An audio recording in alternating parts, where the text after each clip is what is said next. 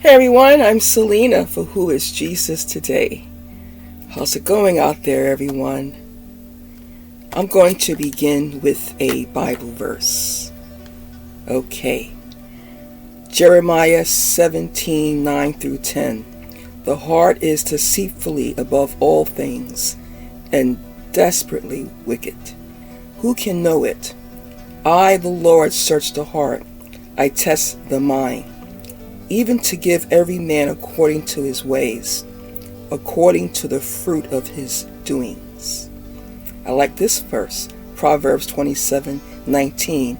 As in water, face reflects face, so a man's heart reveals the man.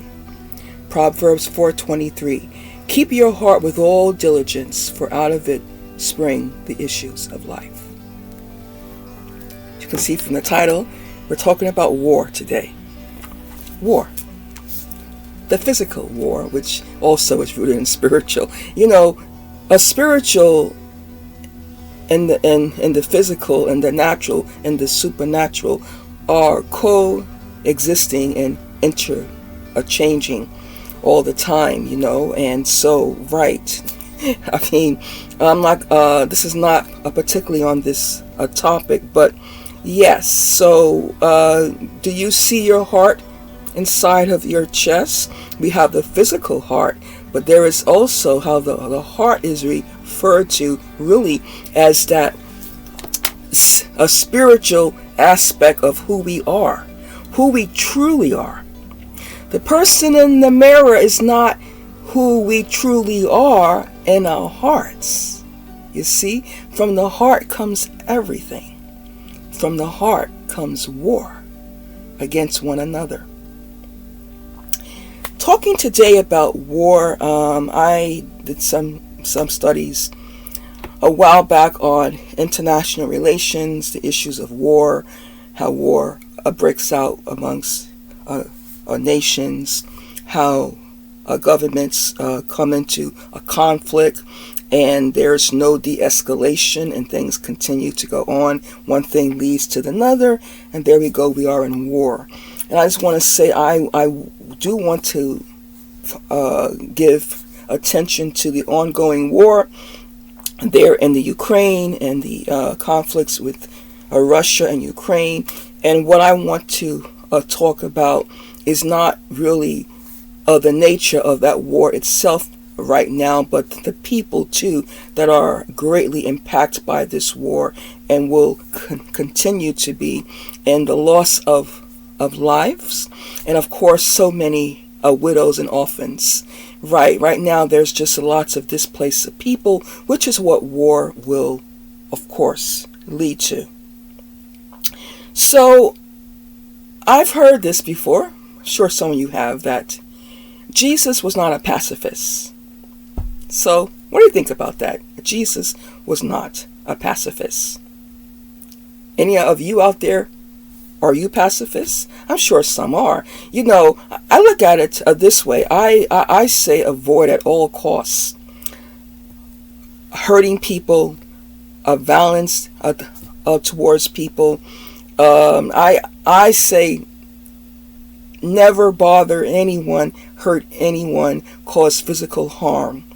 There are just times when you are put in a situation where you have to use self-defense. Everyone has a right to defend their own life, right? Right. I'm sure most of you agree that if it was just possible for a whole lot of us average people, we're not looking for a fight, and certainly not a physical one. But then there are a whole lot of us too that there is some hypocrisy in this, because we are not as much people of peace as we would like to think that we are. We think because we don't go out and start maybe physical fights and violence that we are people that promote peace. But let's look into this a little further. So let's talk about war. So, we can, throughout history, we have put together what escalates war amongst nations, right, and communities. But let's talk about the war inside of us. You see, the Bible is clear about there is a a condition of our heart. If it's not guarded, we can easily become a warlike people. You know, are you at war today with your neighbor for any reason? It may be a silent war going on now. It's in your heart. It hasn't been an outbreak yet, but it's a silent war. Usually, before there's even an outbreak of violence, there has been a war going on in the heart. You see, and so at times, though, we're at war with ourselves first, because we're not at peace with God. And you know, in this channel, I talk about who is Jesus today. He is the Prince of Peace, always will be, and I want to cling to the Prince of Peace because I want to be a pursuer of peace with myself and with my neighbor. Now, when I say peace, I don't at all promote that there's not times when conflict is necessary. And there's a right way and there's a wrong way to even go about that. But you'll have a whole lot of times where people become very, emotional, and they say, well, why did that happen? Why is this person so violent? How can a dictator live with themselves? Well, how do we live with ourselves when we declare war on a people over minor issues? Every day this is happening. Let's go over a few of them. Someone takes your parking spot. Someone steps on your foot on a crowded train. Someone looks at you too long on the bus. You think someone skipped you in line, right? Someone got in front of you on the road. You think that someone has more, say, money than you or popularity. You think someone looks better than you. You think someone's had an easier life than you. We can go on and on and on. You think that it's okay to be jealous. You justify your jealousy. You throw a fit when you don't get what you want when you want it. And I'm not talking about small children, full-grown adults. You think it's okay to make fun of the person that is different from you or others. And so if we can start war with people over such matters as these, which really should be not major circumstances, then in a way, how dare we say a whole lot of times, how can there be a war? Why is there war? Why is there violence? But if we check our own hearts, as in a water, face reflects face, so a man's heart reveals the man. Proverbs 27:19. Why is it okay for you or me to go to war with our neighbor over a parking spot? And then we are shocked by violence in our society. Because if you don't de-escalate that and get that in check, there's been many people to die over who has the right to the parking spot. You cut me on the road. You stared at me for too long. And I can go on and on. Or people just decided that when they saw you come into the room, you're just someone they're going to choose not to like. Someone's at war with you for just existing on the planet. You're just really being you. You exist. People can become warlike over doctrine. There's debate. There is a place for healthy debate, a debate and conflict and disagreements. But there are times when you think it's just all out war because someone agrees over a Bible verse. Someone disagrees with how maybe you interpret a scripture. So we're acting like warlike all the time over really simple daily issues that we could really resolve and reason with each other if we were willing to just de-escalate and not have to always be right. So then how do we find it so odd, and we just can't seem to fathom at times why our nation's at war, and why is this person exploiting this one and taking advantage of this one?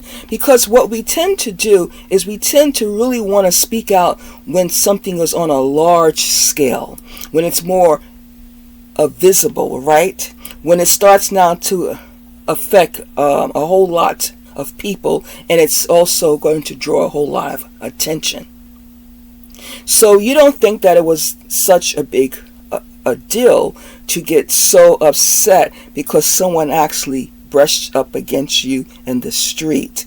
In fact, they kept going and they didn't say sorry, didn't even see you. If you're in New York, you just have to learn to get used to that. But do you want to declare war on that person because they neglected to recognize you and what they did? Or are you willing to walk in peace and say, well, I'll let it go. I thank God I still got my arm.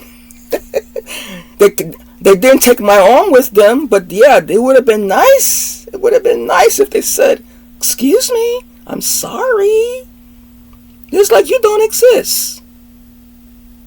And so now you're like, maybe sometimes if you're one of those who are not much into de-escalation, you may go back and want to knock them out. And some people will go back and knock someone out for touching them. But there are those that even if you said sorry, they still can't let you go. They will declare war on you. How about when we declare war on people in their relationships, in their families, just because maybe we don't like something or approve of it? It could be God, it could not be, but at the same time, what gives you the right, because you don't like it, because you disagree, you go at war now with your neighbor in your heart. And if you're at war with someone in your heart, it's going to eventually manifest. And so that's where wars really begin. It begins in the heart. The heart is deceitfully above all things and desperately wicked. Who can know it? I, the Lord, search the heart. I, the Lord, search the heart. I test the mind, even to give every man according to his ways, according to the fruit of his doings. Jeremiah 17:9 and 10. So often what is not seen and what is not on a large global scale and what cannot be proven, it's okay to just say, well, that's the way it is. Is it? Is it? Why are we so shocked by global conflict and wars and powers competing with each other? Because that's what a whole lot of that's about. It's about power grab. But you see, we have power grab with one another. With one, speaking a different language here, with one another. And over some minor things that it's no reason to dive over.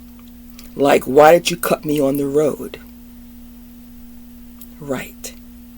And you said something I didn't like. And so now you need to pay for that. I need to declare war on you. We are declaring war on each other all the time.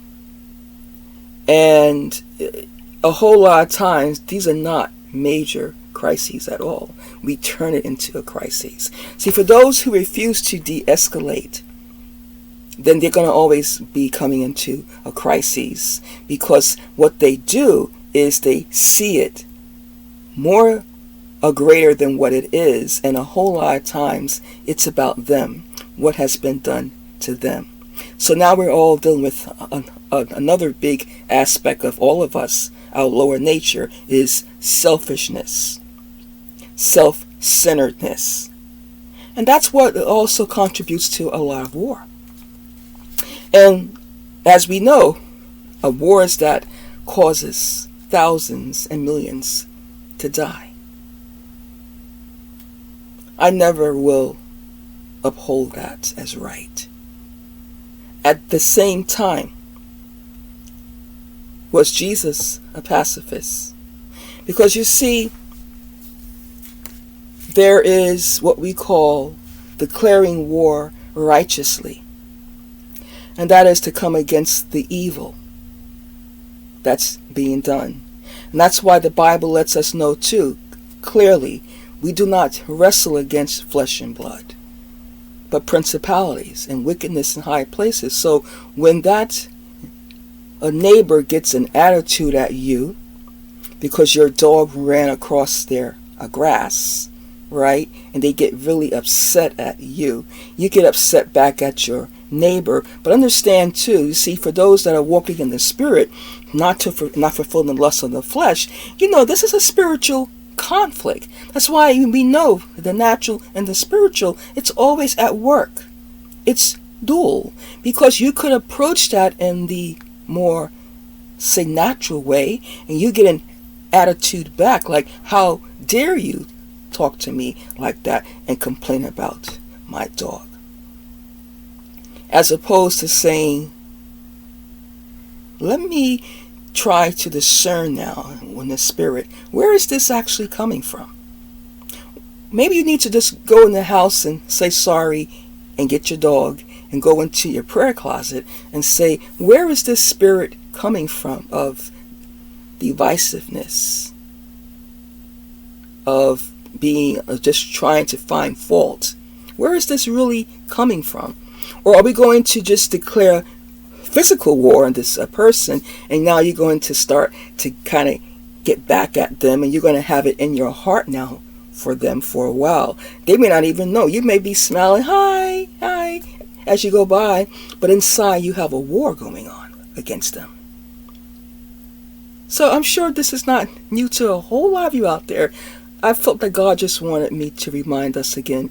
Do we see how easily we're at war with each other, with our neighbor? Do we see that it doesn't take much to cause us to escalate into rage and violence? So if you want to question why there's so much global issues and conflict, it goes back to the heart. Keep your heart with all diligence, for out of it spring the issues of life. Proverbs 4:23. Now I wanted to address how we as humans can be, warlike ourselves, that we're at war with our neighbor, with our spouse, with our family and friends, we're at war with different types of churches, denomination. One pastor's at war with the other pastor because they feel maybe they're not doing church right. Or you got someone they're in a small church, they're at war with a mega church, because you don't have to be in favor of attending a mega church, but to become against those kinds of churches. And now you declare that, well, they're all wrong and they're all not right. And then at the same time, a church doesn't have to have thousands of people to be right with God either. So you see, I'm just giving you an example. There's church wars, church size, church doctrine. It goes on all the time. So we don't be too surprised when nations rise against nations. When you as an individual or me can rise up against someone on our block, our neighbor, because we feel they have taken our parking spot, or they have taken advantage of us in some way. With that being said, I was thinking today, it came in my heart about the U.S. and nuclear war. And a lot of times we don't like to, I see people, we go about our lives, and it's hard to believe when you've been living in the U.S. for most of your life, or I would say in the Americas, and really of the Western world. It hasn't been any, say, major calamities, like in the times of the Huns and the Romans and the Mongolians and the Ottomans, right? But of course, the situation that is happening right there in Eurasia right now has caused a lot of loss of life, and lots of course, debate and disagreement, and nations are supporting one side and some are supporting another side. So I don't want to speak a lot about that, but I want to say this, that the U.S. is not invincible from attacks any more than your neighbor is not invincible from you declaring war on them because you don't like how their dog barks at their friends when they come over. I'm tired of your dog. Keep your dog in the house when my guests come over. It's embarrassing, right? And so now that can really escalate, right? And I thought about this today, and I came across this information, something I did not know, and I think a lot of you who are involved with the military, you already know this well, and some others. But I've learned that the U.S. has what we call sponge states. And so they are, say, nuclear sponge states. They are designed, in case there was a nuclear attack, that will be the place that would absorb first the nuclear explosives. Yeah. So some of you out there, you do know this. This was brand new to me. And someone say, well, why are you talking about that on a Saturday afternoon? Well, don't we see what's really happening? I mean, let's be vigilant and watch and pray, and don't ever feel like you're in a insulated place of being invincible from outside potential danger. So I would think that maybe the larger cities with all of the populations would be high targets. But what I am happy to notice is that there's been a history here where there's what we call some sacrifice states. And I don't like that term at all, because what that seems to say, it's okay for certain populations to be attacked first because maybe there are not that many people there, not that much really happening there. So it doesn't really, it's not going to cost so as much. So you sacrifice some communities and lives over saving the others. But eventually something like this would affect everyone in the country. So you may be interested to look into more that the state of Montana, North Dakota, Wyoming, Nebraska, and Colorado, that these are what you call the sacrifice states. And it's like a nuclear sponge that is designed and to be just that, to sponge in the attack of the nuclear gases. I don't know anything about bombs and nuclear, so I don't think I have all of the language to explain this, but you get it. You get it. And in looking at this particular video, what sparked me to do this video was a presenter is saying, why can't we just de-escalate to avoid war? And I agree. I have been trained a lot as working in education to be a de-escalator, To be honest with you, I believe in all of my relationships to be one that is willing to de-escalate conflict as opposed to causing it to break out like a wildfire. Not to avoid always and to run away.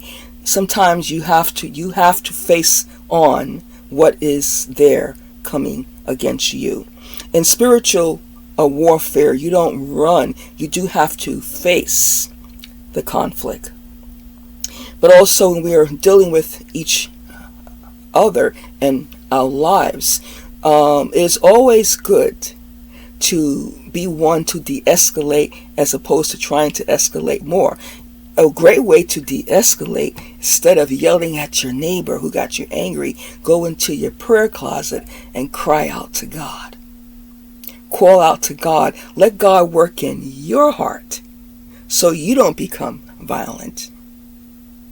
And even if they're starting to act out, call on the name of the Lord. Call on the Lord in the day of trouble and He will answer. So I can say for all of us, de-escalation, call on the name of the Lord. Because someone curses you, you don't have to curse them back. That's a choice you have to make all the time, right? That's a choice that we have to make. So just think about that. A part of the nation is a nuclear sponge. And so it's like, well, if you sacrifice this area, we want to spare off the large and major cities. And eventually no one is going to be spared much. Everyone will be impacted and affected by this one way or another. But I thought that was something that it was interesting. I like to be a lifetime learner. I've never heard of this before. I don't know about this. I don't think about, say, nuclear war and attacks, but I think that I want to be led by the Spirit. I feel like it's not something that we should pretend isn't possible, because that's not how you de-escalate either. You don't de-escalate by being in denial that something can potentially take place. Right. Being in denial is a very dangerous place to be for all of us. So that's what I want to share today. So, Middle America, it's not a very safe place to be if there was any kind of attacks. No place is safe, but we're talking about what becomes the onset of all of the other outbreaks and things that can happen. So that was a topic on a little bit on war. I told you this channel, some of the issues of